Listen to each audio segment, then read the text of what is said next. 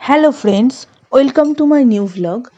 তো আজকে আমার বাড়ির সামনে অষ্টম প্রহর, তো সেই জন্যই এখন জল সাজতে যাওয়া হচ্ছে। তো সবাই মিলে তাই এখন জল সাজতে এসেছি। তো চলো এখন তোমাদের সঙ্গে দেখিয়ে দিই প্যান্ডেলটা। তো প্যান্ডেলটা এরকম হয়েছে, আজকে যেহেতু অধিবাস তো একটু পরেই স্টার্ট হবে। আর ওই যে আমার বাড়িটা দেখতে পাচ্ছ, আমার বাড়ির সামনেই উঠোনেই। তো বেশ ভালোই মজা হবে দুটো দিন।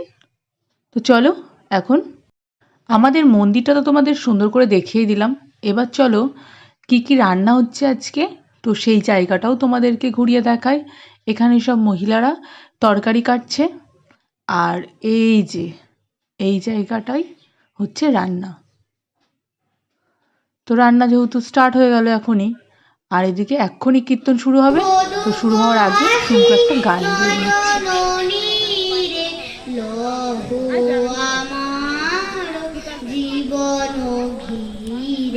সংসারে সব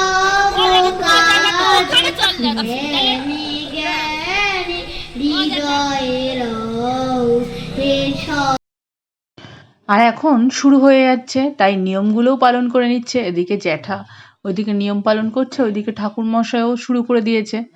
আর এদিকে এই যে আমি বসে বসে কীর্তন শুনছি।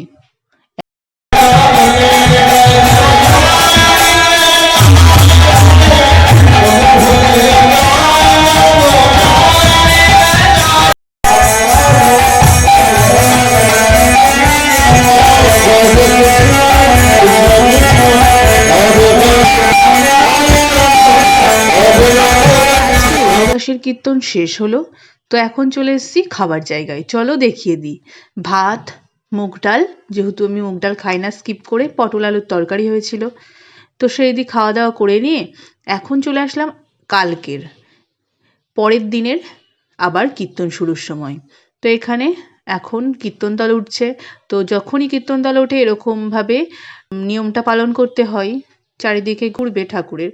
এদিকে আমি স্নান করে এসে বসে পড়েছি কীর্তন শুনতে।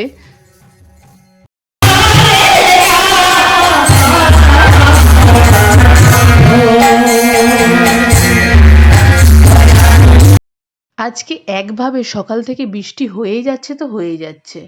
তো এর মধ্যেও সব ভালোই লোকজন হচ্ছে। তো আজকেও এই দেখো পালা কীর্তনের সময় বৃষ্টি পড়ছে এত পরিমাণে, তাও কতটা ভিড় হয়েছে তোমরাই দেখো।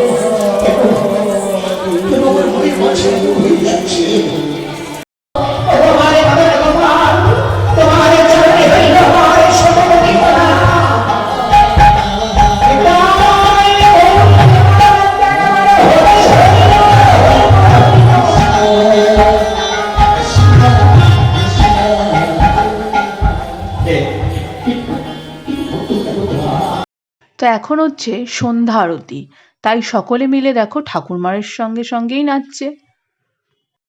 যেহেতু একভাবে বৃষ্টি হয়েই যাচ্ছে, তাই ঘরে বসেই দেখছিলাম।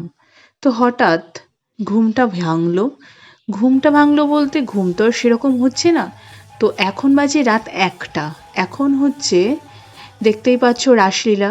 এই যে আমি দাঁড়িয়ে দাঁড়িয়ে দেখছি। তো আজকের মতো এখানেই ভিডিওটা এন্ড করছি। ভালো লাগলে লাইক কমেন্ট